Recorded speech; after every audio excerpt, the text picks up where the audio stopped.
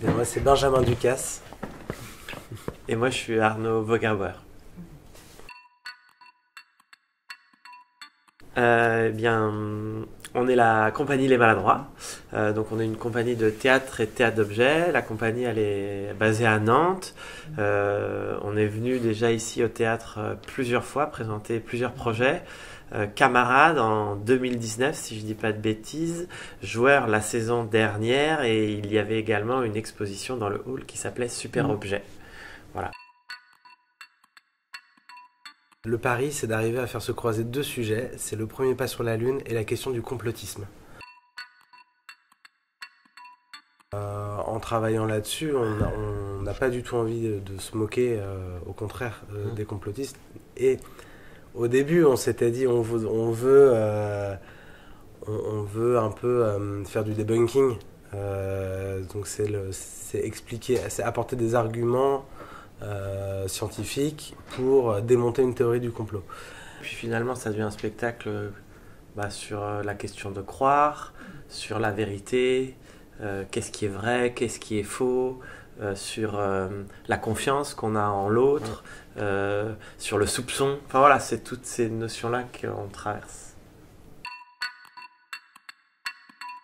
Le premier pas sur la Lune, c'est une aventure télévisuelle, quand elle nous a été racontée par nos parents qui l'ont vécue quand ils étaient ados. Ils l'ont tous vécu à la télévision. Et nous, dans notre pratique du théâtre d'objets, on utilise des objets du quotidien qu'on détourne et avec on raconte des histoires. Donc ce qui nous intéressait, c'était d'essayer de voir si ces mécanismes pouvaient rentrer en osmose pour faire théâtre. On aime bien dans nos créations sortir le spectacle, qu'il rencontre le public, enfin que nous on rencontre le public, et retravailler en résidence tout de suite après, dans un théâtre, après cette résidence, commencer la tournée sur la saison.